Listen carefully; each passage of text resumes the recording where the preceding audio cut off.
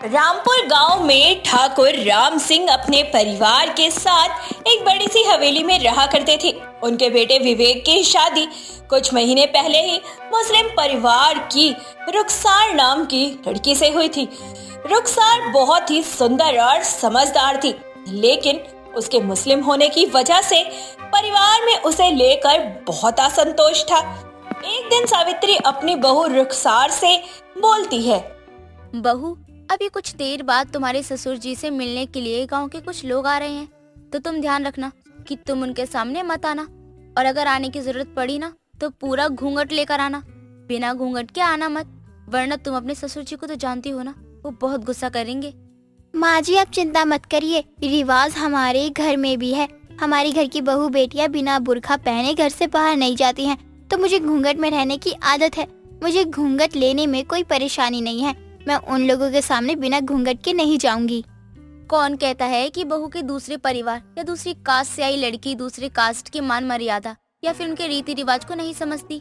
जिस घर में तेरी जैसी लड़की बहू बनकर आ जाए ना, वहाँ पर कास्ट को लेकर कभी कोई बहसबाजी हो ही नहीं सकती। माँ जी, जो चीज आपको समझ में आ गई, अगर यही चीज ससुर जी को भी समझ में आ जाए और वो मुझे दिल से अपना ले, तो मेरा जीवन सफल हो जाएगा। बहू, तू अभी अपने ससुर जी को जानती नहीं है। तेरे ससुर जी दिल के बहुत अच्छे हैं, बस अपने रीति रिवाज और उसूलों के थोड़े पक्के हैं, इसी वजह से वो तुझे अभी तक नहीं अपना पाए हैं। लेकिन तू उन्हें थोड़ा समय दे दे, वो जल्द ही तुझे अपनी बहू के रूप में अपना लेंगे। मुझे उस दिन का बेसब्री से इंतजार है जब मुझे ससुर जी अपनी बहू के रूप में अपना लेंगे। ठीक है, तू दिल छोटा मत कर, जाकर आने वाले मेहमानों के लिए कुछ नाश्ते पानी का इंतजाम कर ले। तब तक मैं मंदिर से पूजा करके आती हूँ। सावित्री इतना बोलकर वहाँ से चली जाती है और रुखसार भी रसोई में जाकर चाय नाश्ता बनाने की तैयारी में लग जाती है। शादी के बाद रुखसार अपने नए परिवार को अपने परिवार की तरह ही समझती थी। उसने हिंदू रीति रिवाज और परंपराओं को सीखने में कोई कमी नहीं छोड़ी थी। उसने साड़ी पहनना सीखा, पाठ पूजा में हिस्सा लिया और सभी त्योहारों में बढ़ चढ़कर भाग भी लिया। रुखसार को ये सब करते देखकर राम सिंह धीरे धीरे उसे अपनाने लगता है। ऐसे ही एक दिन वह मंदिर में पूजा करके पूरे घर में आरती कर रही होती है कि तभी राम सिंह वहाँ आता है और रुखसार से आरती लेते हुए बोलता है, तुम हमारे घर के रीति रिवाज और परंपराओं को दिल से निभाने की कोशिश कर रही हो, उन्हें समझने की कोशिश कर रही हो। यह सब देखकर मुझे बहुत अच्छा लगा। आपके मुंह से अपनी तारीफ सुनकर मैं कितनी खुश हूँ। पिताजी, मैं आपको ये चीज बता नहीं सकती। मैं आगे भी अपनी तरफ से पूरी कोशिश करूंगी कि आपके परिवार या आपके रीति रिवाज को किसी भी तरह से कोई ठेस न पहुँचे। तुम्हारी बातें सुनकर अब मुझे ऐसा लग रहा है कि विवेक ने तुम्हें अपनी पत्नी बनाकर इतना भी गलत फैसला नहीं किया है जितना कि हम सोच रहे थे। रुखसार के जीवन में सब कुछ ठीक ठाक चल रहा था। धीरे धीरे उसके ससुराल वाले उसे अपना लेते हैं, लेकिन उसकी एक गलती सब कुछ खत्म कर देती है। रुखसार अपने पति विवेक के जन्मदिन पर कुछ खास बनाने के चक्कर में अपने मायके की सबसे खास बीफ करी की रेसिपी अपनी माँ से पूछती है और बनाने की तैयारी करने लगती है। रुखसार को ये नहीं पता था कि उसके ससुराल में बीफ खाना वर्जित है। उसने खुशी खुशी बीफ करी बनाई और पूरे परिवार को परोस भी दी। जैसे ही ठाकुर राम सिंह ने पहला निवाला मुंह में लिया तो उसका मुंह गुस्से से लाल हो गया और उसने रुखसार पर चिल्लाते हुए बोला, बेवकूफ लड़की, तुमने ये क्या बनाया है? तुम्हें जरा भी अंदाजा है कि तुमने कितना बड़ा पाप किया है? जल्दी बताओ, यह क्या है? पिताजी, मैंने ये बीफ करी बनाई है। हमारे यहाँ पर खास अवसर पर ये रेसिपी बनाई जाती है और आज तो विवेक जी का जन्मदिन था, तो मैंने सोचा आप लोगों को भी ये रेसिपी बहुत पसंद आएगी। तुम्हारे घर में इस रेसिपी को बहुत मान्यता दी जाती होगी, लेकिन हमारे घर में बीफ करी को खाना बहुत बड़ा पाप माना जाता है। तुमने अपने साथ साथ हमें भी इस पाप का भागीदारी बना लिया है। तुमने मेरा बहुत बड़ा अपमान किया है। पिताजी, अगर अनजाने में मुझसे भूल हो गई हो तो मुझे माफ कर दीजिए। मुझे नहीं पता था कि आपके घर में बीफ करी खाना इतना बड़ा पाप माना जाता है, वरना मैं कभी गलती नहीं करती ऐसी। तुम्हारी गलती माफ करने लायक नहीं है। तुमने कोई गलती नहीं बल्कि महापाप किया है। अब मैं कहाँ किसको क्या मुंह दिखाऊंगा। तुमने मुझे कहीं मुंह दिखाने लायक ही नहीं छोड़ा। जब लोगों को इसके बारे में पता चलेगा तो ना जाने कैसी कैसी बातें होंगी। पिताजी आप शांत हो जाइए, जो होना था वो हो गया, अब इसको बदला नहीं जा सकता है। इसको पता नहीं था, इसे जानबूझ के ऐसा नहीं किया है। जो हुआ है अनजाने में हुआ है, इसमें इसकी कोई गलती नहीं है, और अनजाने में हुई गलती को तो भगवान भी माफ कर देते हैं। तू तो अपना मुंह बंद ही रख। ये सब कुछ तेरे कारण ही हुआ है। ना तो इस मुस्लिम लड़की को घर बहू बनाकर लेकर आता और ना हमें इतना बड़ा पाप करने को मिलता। देख तेरी वजह से क्या कुछ हो गया। आज इसमें फिर यह साबित कर दिया है कि यह कभी हमारे घर की बहू नहीं बन सकती है, ना ही हमारे घर के रीति रिवाज को ठीक तरीके से समझ सकती है। पिताजी वो आपसे माफी तो मांग रही है ना, बार बार कह रही है उसने जानबूझ के कुछ नहीं किया है, जो हुआ है अनजाने में हुआ है। अरे माफ कर दीजिए उसे, गुस्सा क्यों कर रहे हैं? तुझे अच्छी तरह से पता है कि हमारे घर में ये सब कुछ खाना वाना नहीं चलता है। ये सब कुछ हमारी आस्था के खिलाफ है और अब इसे इस चीज का भुगतान तो करना ही पड़ेगा। पिताजी मैं जानती हूँ कि मैं बहुत बड़ी गलती कर चुकी हूँ। आप जो बोलेंगे या जो भी सजा देंगे मैं उसे मानने के लिए तैयार हूँ। आप बताइए मुझे क्या करना होगा जिसकी वजह से आपका गुस्सा कम हो जाए। मेरे बेटे ने तुमसे शादी करके पहले हमारे घर की बेइज्जती करवाई, उसके बाद अब तुमने यह बीफ करी बनाकर हमारे घर की पवित्रता पर सवाल उठा दिए हैं, और यह सब अब मैं बिल्कुल भी बर्दाश्त नहीं करूंगा। इसलिए यही अच्छा होगा कि तुम इस घर को हमेशा के लिए छोड़कर चली जाओ। ना तुम्हारा इस घर से कोई रिश्ता होगा और ना ही तुम्हारा इस समाज से।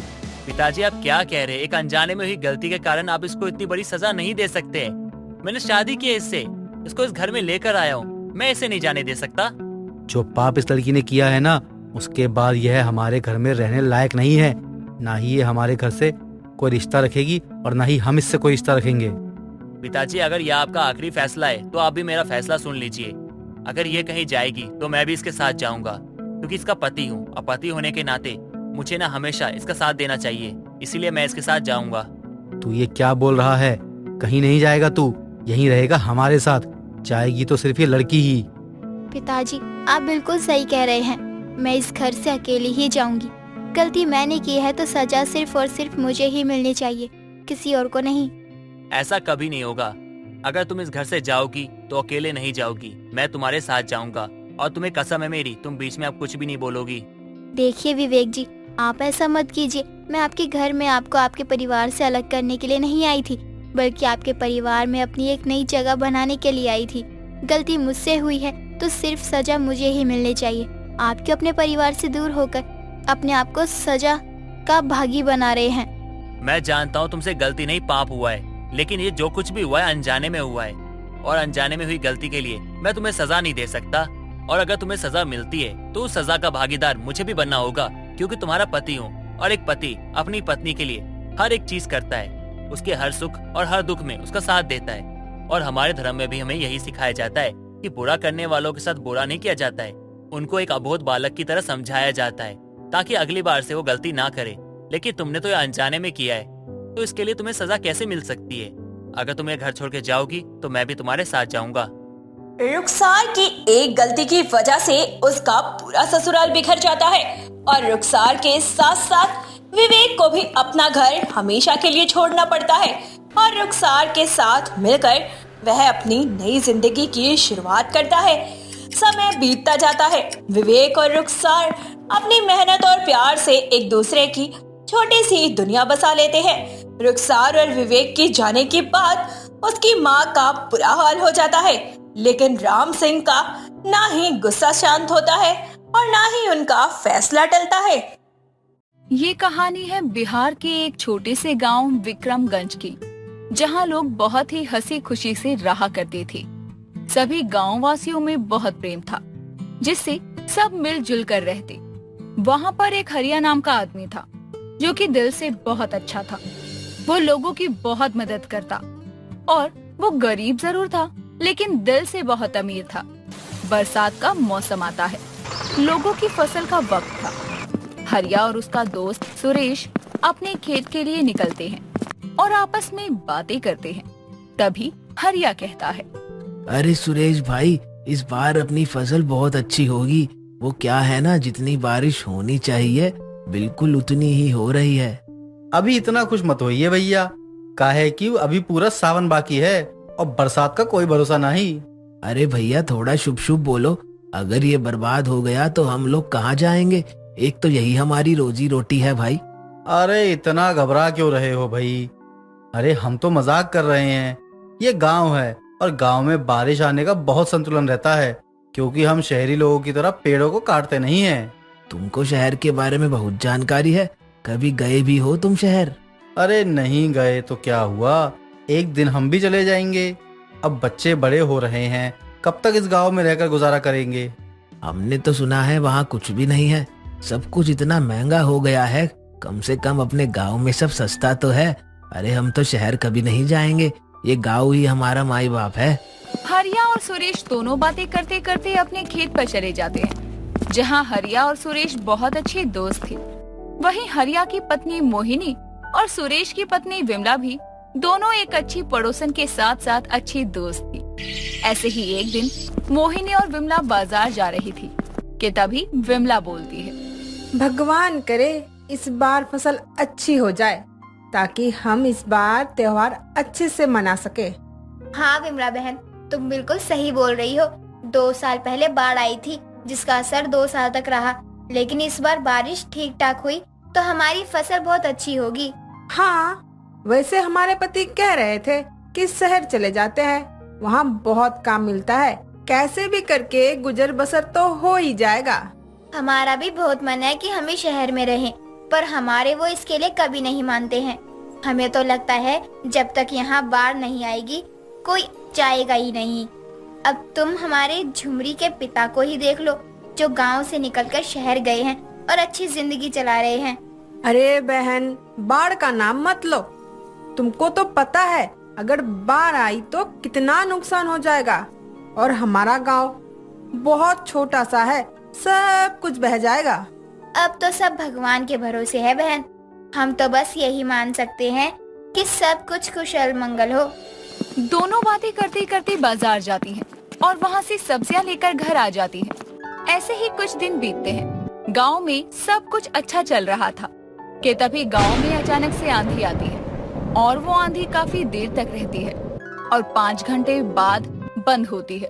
आंधी बंद होने के बाद हरिया और सुरेश घर के बाहर आते हैं, और साथ ही साथ हरिया का बेटा चंगू और सुरेश का बेटा कमल भी आते हैं। और चंगू बोलता है, कमल चलना, बाग में ना बहुत आम गिरे होंगे, चल जाके चुन लेते हैं। अरे नहीं नहीं, तू मौसम तो देख, अगर दोबारा आंधी आई तो हम उड़ जाएंगे और मेरे बाबा जी मुझे बचाने भी नहीं आएंगे। ना बाबा ना, तू जा।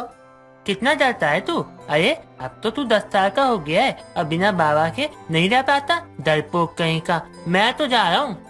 उन दोनों को बात करता सुनकर हरिया बोलता है, कमल सही बोल रहा है चंगू बेटा, अभी कुछ नहीं पता है कि आंधी रुकेगी या नहीं, इसलिए घर में रहो, बाहर नहीं जाना। पता नहीं क्या ही होगा। अब एक आंधी आ गई है और इतना नुकसान कर गई है, अब बारिश का कोई पता नहीं। आप सही कह रहे हैं भाई साहब, मैं तो कहती हूँ कि ज्यादा बारिश ना हो, बस फसल कट जाए, उसके बाद जो होना होगा हो जाए।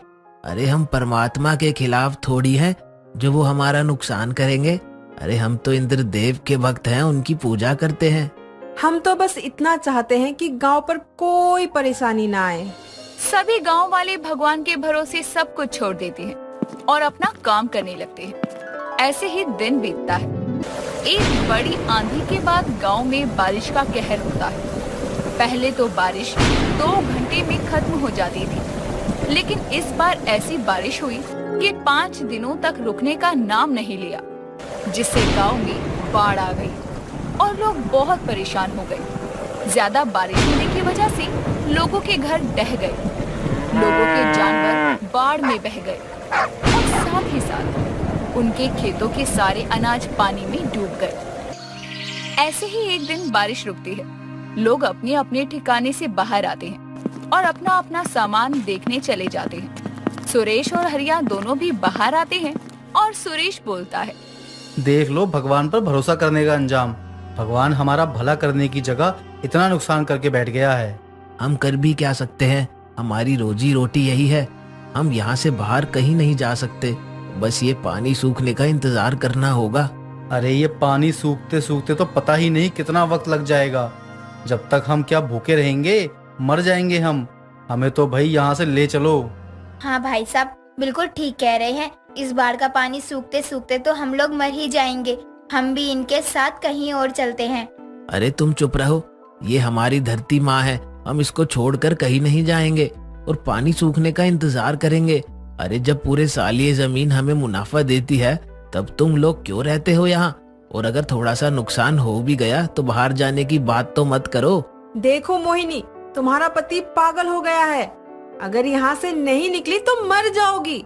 इनको समझाओ और चलो यहाँ से।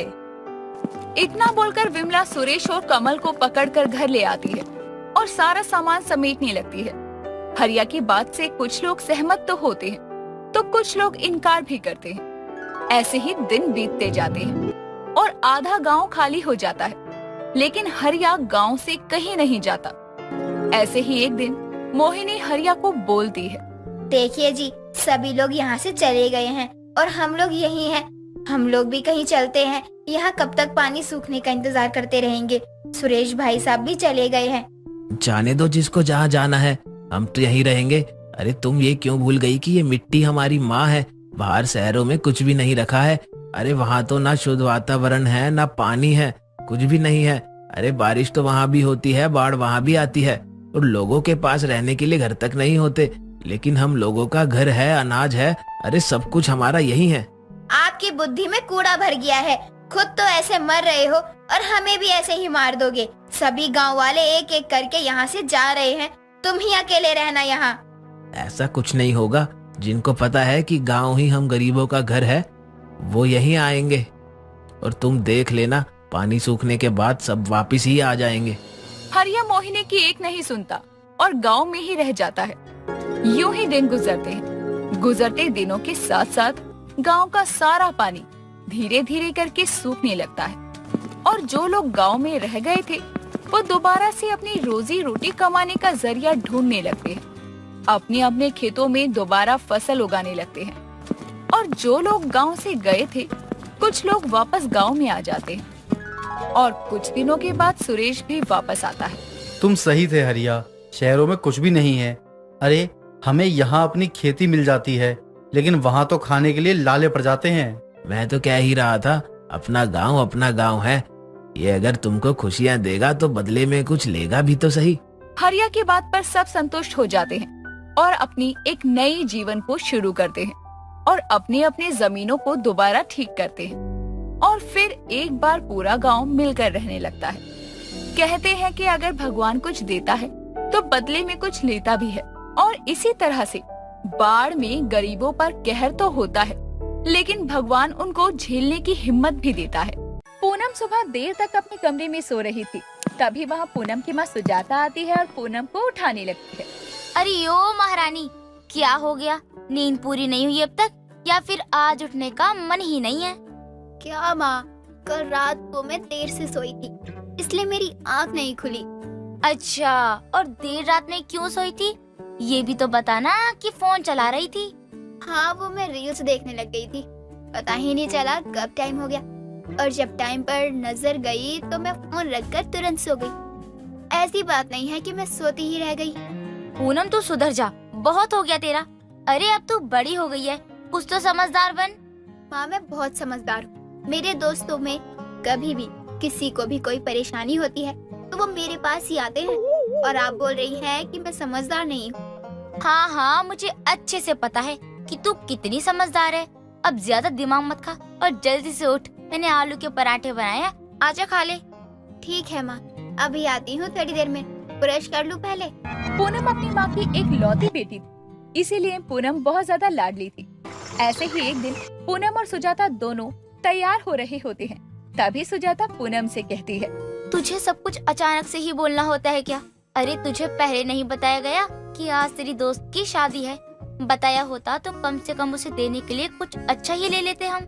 माँ, मैंने शादी का कार्ड देखा ही नहीं था, मुझे लगा कि अभी शादी में टाइम है, तभी तो मैं अभी आराम से बैठी थी ना।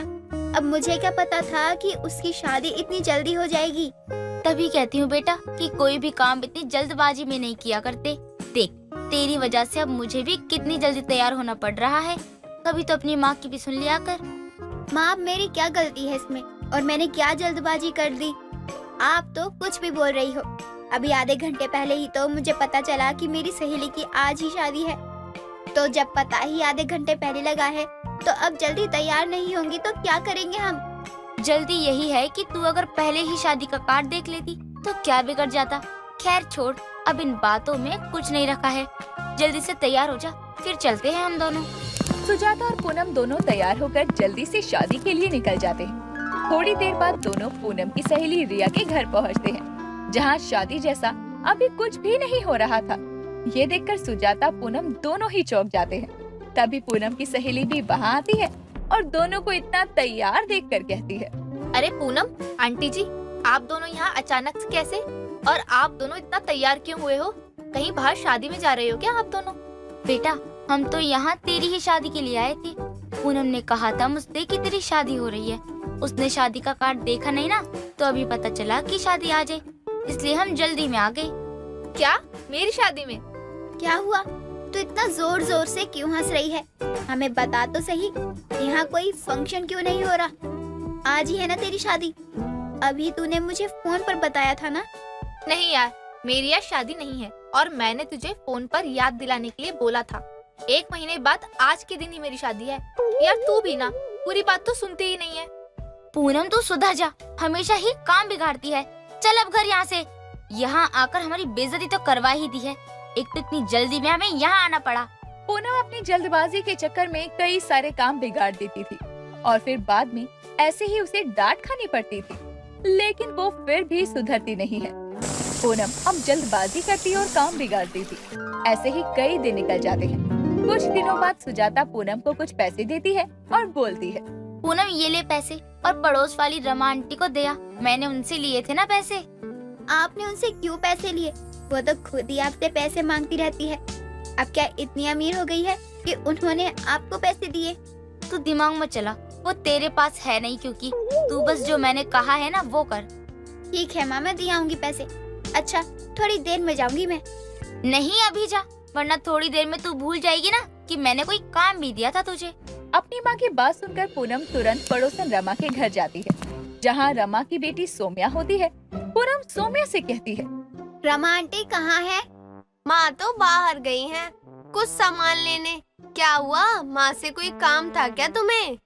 हाँ, वो माँ ने कुछ पैसे दिए थे और कहा था कि रमा आंटी को दे देना। मैं बस इसलिए आई थी।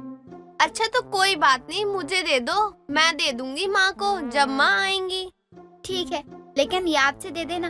और हाँ, ये भी बोलना कि पूनम देने आई थी। पूनम सोम्या को पैसे देकर वहाँ से चली जाती। कुछ देर बाद सुजाता के घर रमा आती है और गुस्से में रमा से कहती है, सुजाता, तू मेरी बेटी को क्यों पैसे देकर गई? मैंने तुझे पहले ही बताया था ना कि मेरी बेटी को पैसे मत दिया कर, उसकी वैसे ही तबीयत खराब रहती है। और तू पैसे देकर गई तो उसने तुरंत बाहर का खाना मंगवा लिया और अब उसकी तबीयत फिर से खराब हो गई। लेकिन मैंने तो पूनम को दिए थे पैसे और ये भी कहा था कि पैसे रमा को ही दे के आना। सुजाता तुरंत पूनम को वहाँ बुलाती है और पूनम के आने पर बोलती है, पूनम, मैंने तुझे पैसे रमा आंटी को देने को कहा था ना, तो तूने दिए क्यों नहीं रमा आंटी को पैसे? नहीं, मैंने तो उनकी बेटी सौम्या को दिए थे। रमा आंटी तो घर पर ही नहीं थी। मुझे तो कुछ बोलना ही नहीं है। तेरी बेटी ने आज तक कोई काम बिना बिगाड़े किया है क्या, जो अब कर देगी? अरे सब कुछ पता होने के बाद भी पूनम हमेशा ही गलती करती रहती है। बाहर वालों से भी पूनम को बहुत डांट पड़ती है और पूनम अब कोशिश भी करती है कि उससे कोई भी गड़बड़ ना हो, लेकिन पूनम तो अब पूनम ही थी और वो बिना गलती के कहाँ रह पाती। वो हमेशा गलती करती थी। कुछ दिनों के बाद पूनम के घर कल्पना नाम की औरत अपने बेटे अर्जुन के साथ आती है। घर में सुजाता नहीं थी, इसीलिए पूनम उनसे कहती है, जी आप दोनों कौन और यहाँ क्यों आए हैं? वो हमें यहाँ तुम्हारी माँ ने बुलाया था, जरा अपनी माँ को बुला लो। माँ तो घर पर नहीं है, लेकिन आपने बताया ही नहीं कि आप हो कौन। मैंने तो पहले आपको कभी माँ के साथ देखा ही नहीं। आप माँ को कैसे जानती हो? क्या लगती हो मेरी माँ की? बेटा, घर पर मेहमान आए हैं, तू तो गेट पर ही खड़े करके सवाल जवाब किए जा रही है। चाय पानी नहीं पूछते हो क्या तुम लोग मेहमानों को, या फिर ये रिवाज ही नहीं है तुम लोगों के घर का? नहीं आंटी, ऐसी बात नहीं है। वो तो मैं बस पूछ रही थी। मैं तेरी माँ की दूर की बहन हूँ। मिलना जुलना तो वैसे भी कम ही होता है, इसीलिए तुझे मेरे बारे में खास नहीं पता है। खैर कोई बात नहीं, अब मैं आई हूँ ना, मैं तुझे बताती हूँ सब। पूनम उन लोगों को अंदर लेकर जाती है और चाय पानी देती है। कल्पना पूनम को भी जबरदस्ती चाय पिला देती है। काफी देर बाद जब सुजाता आती है तो देखती है कि घर का सारा सामान यहाँ वहाँ बिखरा था, काफी कुछ गायब था। पूनम वहीं बेहोश होती है। सुजाता पूनम को उठाती है और उसके मुंह पर पानी डालती है। जब पूनम को होश आता है तो सुजाता कहती है, पूनम क्या हुआ तुझे? तू ठीक तो है ना? तू बेहोश कैसे हो गई? और घर का सामान यहाँ वहाँ बिखरा है, आधा सामान गायब है। यहाँ कौन आया था? वहाँ एक औरत आई थी लड़के के साथ, कह रही थी आपकी कोई दूर की बहन है। मैंने उन्हें अंदर आने को दिया और चाय पिलाई, लेकिन उन्होंने चाय नहीं पी और मुझे ही जबरदस्ती चाय पिला दी। उसके बाद मैं बेहोश हो गई और मुझे कुछ भी याद नहीं है। हे भगवान, दिन दहाड़े चोरी हो गई हमारे घर में और तुझे पता भी नहीं चला। तेरी शादी करनी थी, इतना खर्चा था, वो सब कैसे होगा? हमारा तो काम ही बिगड़ गया ना पूरा। पूनम की बेवकूफी से सुजाता को इतना भारी नुकसान चुकाना पड़ता है। गुनगुन कोलकाता सिटी में अपने पूरे परिवार के साथ रहा करती थी। गुनगुन के पिता एक स्कूल मास्टर थे और वही उनकी माँ गाने की टीचर थी। गुनगुन को झालमुरी खाने का बहुत शौक था। उसे जब भी वक्त मिलता वो झालमुरी खाने बैठ जाती। एक शाम गुनगुन झालमुरी बना रही होती है कि तभी उसकी बचपन की दोस्त टिया गुनगुन से मिलने के लिए आती है और उसकी माँ रेशमा से बोलती है, मासी माँ, गुनगुन कहाँ है? वो रसोई में झालमुरी बना रही होगी, उसके अलावा कोई काम नहीं है। ठीक है, देखती हूँ उसे। वैसे मासी माँ, आजकल आप बहुत सुंदर होती जा रही हो। इस सुंदरता का राज मुझे भी बताओ। मस्का कम लगाया कर और जाके देख उस पगली की झालमुरी बनी या नहीं। इतना कहकर टिया भी गुनगुन के पास झालमुरी खाने के लिए चली जाती है।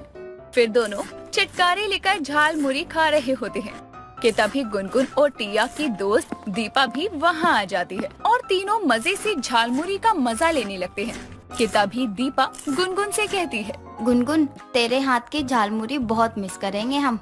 हाँ यार, मुझे भी बहुत याद आएगी। तू क्यों जा रही है दिल्ली? स्टडी करने, पागल लड़की।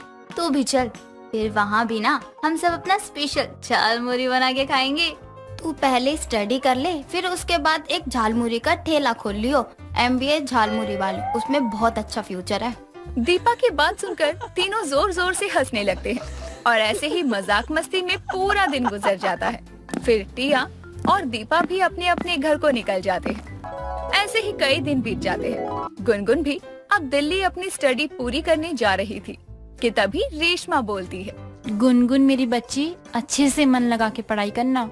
ओफो माँ, तुम भी कमाल करती हो, रोना धोना बंद करो। हाँ मासी माँ, ये पढ़ लिख कर झालमुरी वाली ही बनेगी। आप चिंता मत करो, बहुत सक्सेसफुल फ्यूचर है इसमें। चुप हो जाओ तुम दोनों, मेरा मजाक बना रही हो? वापस आने दो, फिर खबर लेती हूँ। इतना कहकर गुनगुन कार से एयरपोर्ट की तरफ निकल जाती है और कुछ देर बाद दिल्ली पहुंच जाती है। ऐसे ही कुछ दिन बीत जाते हैं। गुनगुन अब कॉलेज भी जाने लगी थी। उसे अब अपने शहर की झालमुरी बहुत याद आती है और वो खुद से कहती है, यार यहाँ तो कहीं भी झालमुरी की शॉप नहीं है, कैसे गुजारा होगा मेरा? मैं बिना झालमुरी के कैसे रहूंगी? गुनगुन सोच ही रही होती है कि तभी पीछे से एक स्वीटी नाम की लड़की उससे टकरा जाती है। स्वीटी एक बहुत बड़बोली लड़की होती है जिसे बात करना बहुत पसंद था। तभी वो गुनगुन को उदास देखकर उससे बोलती है, क्या हुआ, आप इतना सैड क्यों हो? कोई दिक्कत परेशानी? अगर कोई परेशानी होती है तो मुझे जरूर याद करे, मेरे पास हर दर्द का इलाज है। मुझे झालमुरी खानी है। कब? अब। एक बात बताइए मिस, चलो कोई भी हो आप, मेरा नाम स्वीटी है और आपका नाम? गुनगुन। हाँ तो गुनगुनाओ, मैंने कब रोका है? जितना मर्जी गुनगुनाओ, कोई दिक्कत परेशानी नहीं है। दिक्कत परेशानी नहीं है कह कह के सारी सवाल कर डाले, पर जो सवाल पहले पूछा था मैंने उसका जवाब कब देंगी मिस? दिक्कत परेशानी? ओ सॉरी, हाँ तो आपको क्या खानी थी? झालमुरी खानी है, बहुत दिन से नहीं खाई और मैं झालमुरी को ना बहुत मिस कर रही हूँ। ये क्या है, आज पहली बार नाम सुना है मैंने। और नाम इतना अटपटा क्यों है भाई? क्योंकि ये चटपटा होता है ना, इसलिए इसका नाम अटपटा है। इतना कहकर दोनों मार्केट की तरफ चले जाते हैं, पर दोनों को कहीं भी झालमुरी वाला नहीं दिखता। और थोड़ी दूर के बाद स्वीटी एक ठेले से चिप्स खरीदती है और गुनगुन को भी खिलाती है। तभी गुनगुन को एक आइडिया आता है। अरे वाह, ये तो बहुत ही टेस्टी है, थोड़ा और खरीद देते हैं। मैं घर जाकर इसका कुछ बनाऊंगी। क्या अब इसका क्या ही चटपटा बनाओगी? पहले से है, बस इस चिप्स की जान न निकाल देना। इतना कहकर दोनों कुछ चिप्स के पैकेट और प्याज टमाटर लेकर अपने रूम की तरफ चली जाती है। वहीं स्वीटी गुनगुन को देखकर हैरान हो गई और गुनगुन से बोलती है। एक बात कहूँ गुनगुन तुमको, तुम्हारे सर पर कहीं चोट लगी है क्या? नहीं, मुझे कोई चोट नहीं लगी है, पर तुम ऐसा क्यों पूछ रही हो? अरे तुम चिप्स में प्याज टमाटर डाल के खाने वाली हो। नॉर्मल लोग सब्जी में डाल के खाते हैं, पर शायद तुम नॉर्मल लोगों में नहीं आती हो।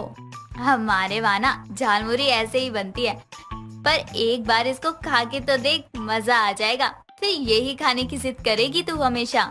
बस कर बंगालन, इतनी भी पागल नहीं हूँ मैं जो तेरी अटपटी चीज खाने के पीछे पागल हो जाऊँ। गुनगुन हंसती ही जा रही थी। स्वीटी गुनगुन को टमाटर प्याज के साथ चिप्स खाते हुए देखकर हैरान थी। ऐसे ही कुछ दिन और बीत जाते हैं। धीरे धीरे गुनगुन झालमुरी भूलकर प्याज टमाटर वाले चिप्स खाने की दीवानी हो जाती है। और एक दिन गुनगुन की माँ उससे दिल्ली मिलने आती है। उफ, कितनी गर्मी है दिल्ली में, कैसे रहती है तू यहाँ? जैसे कोलकाता में रहती थी। वैसे माँ, दीपा और टिया दोनों कैसी हैं? वो दोनों भी ठीक है। उन दोनों ने तेरे लिए कुछ भेजा है। ये क्या, झालमुरी? रुको, मैं आपको दिल्ली का झालमुरी खिलाती हूँ। इसे खाने के बाद ना आप झालमुरी खाना ही भूल जाएंगी। माँ बेटी बातें कर ही रही थी कि तभी स्वीटी आ जाती है और गुनगुन की माँ रेशमा से बातें करना शुरू कर देती है। नमस्कार आंटी, मुझे इतनी ही बंगाली आती है, आपको बुरा तो नहीं लगा ना? अरे कोई बात नहीं बेटा, तुमने इतना बोल लिया वही काफी है। आंटी, आपको कोई दिक्कत परेशानी तो नहीं हुई ना यहाँ आने में? अगर कोई भी दिक्कत परेशानी हो तो मुझे याद कीजिएगा, मैं हमेशा हाजिर हूँ।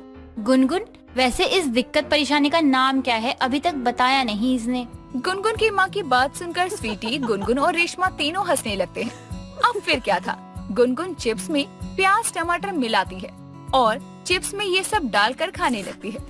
ऐसे ही कुछ दिन बीत जाते हैं। गुनगुन की माँ रेशमा भी अब वापस कोलकाता अपने घर लौट जाती है। गुनगुन का चिप्स में प्याज टमाटर डालकर खाना कुछ ज्यादा ही हो गया था। अब तो स्वीटी भी परेशान हो जाती है और कहती है, बस कर गुनगुन, कितना चिप्स में प्याज और टमाटर डालकर खाएगी? ज्यादा चिप्स खाएगी तो मोटी हो जाएगी। अभी लड़के भाव देते हैं ना तुझे, देख लेना, मोटी होने के बाद भी कोई तेरे आसपास भी नहीं देखने वाला। चुप कर, मेरे खाने में ऐसे नजर मत डाल। खाना है तो खा, भाषण मत दे। तुझे खाना है तू खा, मुझे नहीं खाना। जब तू टुनटुन मौसी हो जाएगी ना तब पता चलेगा। खाने से मोटी नहीं हो रही, पर हाँ, तेरी तीखी तीखी बातें मुझे जरूर मोटा कर देंगी। इतना कहकर गुनगुन और चिप्स निकालकर उसमें प्याज टमाटर डालकर खाने लगती है। ऐसे ही दिन बीतते हैं। कुछ दिनों बाद जब गुनगुन मार्केट से चिप्स प्याज और टमाटर लेने जाती है तो सब्जी वाले से कहती है, भैया ये टमाटर कैसे दिए? 2 किलो टमाटर 250 में, और 1 किलो टमाटर लेंगे तो 150 रुपए लगेंगे। आप बताइए कितना देना है? क्या बात कर रहे हो भैया, 150 रुपए में 1 किलो? इतना महंगा टमाटर? बाप रे, ये टमाटर है क्या सोना? इतना महंगा क्यों बता रहे हो? अरे लेना है तो ले जाइए, ज्यादा मोल भाव मत कीजिए हमरे साथ, ठीक है? बिक्री के टाइम पे पता नहीं कहाँ कहाँ से चले आते हैं। चलो निकलो यहाँ से। अरे लगा गई पनौती, कुछ लेना देना होता नहीं है इनको, बस नौटंकी करवा लो इनसे। बढ़िया टमाटर खरीदने वाली। ये सुनकर गुनगुन को बहुत बुरा लगता है और वो दूसरी तरफ सब्जी लेने चली जाती है, पर हर तरफ टमाटर इतना महंगा होने के कारण गुनगुन उदास हो जाती है कि तभी दूर स्वीटी उसे जाते हुए नजर आती है और गुनगुन जल्दी से स्वीटी के पास पहुंच जाती। स्वीटी रुक जा थोड़ा, आराम से सांस तो ले ले। हुआ क्या है, इतना हाफ क्यों रही है? तेरे चक्कर में तेरे पीछे पीछे कब से भाग रही हूँ। तुझे कितनी आवाज लगाई, तुझे सुनाई नहीं देता क्या? कैसे सुनाई देगा, मैंने अपने कान के अंदर तंबूरा जो डाल रखा है। तंबूरा? अभी ये क्या है? नई नई चीजें कहाँ से लेकर आ जाती है? पागल, तंबूरा तो मैं मजाक में बोल रही हूँ। तंबूरा मतलब ईयरबड्स, समझी? दोनों घर की तरफ चली जाती हैं। ऐसे ही कुछ दिन बीत जाते हैं। गुनगुन अब पहले से ज्यादा मोटी हो गई थी और अब तो गुनगुन का चिप्स खाना भी दुगना हो चुका था। टमाटर की महंगाई से तब भी गुनगुन चिप्स खाना नहीं छोड़ती। ऐसे ही एक दिन स्वीटी मार्केट से टमाटर नहीं लाती तो इस बात से गुनगुन चिढ़ जाती है और बोलती है, तुझे एक चीज लाने को कहा था पर तुझसे तो वो भी नहीं होता कामचोर। ब्रेक मार ब्रेक, इतना कौन सुनाता है। चिप्स में प्याज टमाटर डालकर खाने वाली आदत को सुधार ले। और हाँ, टमाटर महंगा हो गया है, अगर तूने ये आदत नहीं छोड़ी तो तेरी लुटिया टमाटर के पीछे लूट जाएगी। स्वीटी गुनगुन को सुनाने लगती है और ऐसे ही कुछ दिन बीत जाते हैं और गुनगुन को अपने मोटापे से तकलीफ होने लगती है। गुनगुन बैठकर चिप्स खा रही थी कि उसके पेट में जोरों का दर्द होता है। स्वीटी उसे डॉक्टर के पास लेकर जाती है। डॉक्टर गुनगुन का चेकअप करता है और बोलता है, क्यों खाती हो जंक फूड जो तुम्हें और तुम्हारे शरीर को तकलीफ दे। इस उम्र में इतनी मोटी होना अच्छी बात नहीं है। दोबारा ऐसी हालत हुई तो मेरे पास मत लेके आना। डॉक्टर की इतनी कड़वी बातें सुनकर गुनगुन समझ जाती है और उसे एहसास होता है कि उसने स्वीटी की बात ना सुनकर कितना गलत किया और अब वो कभी चिप्स नहीं खाती।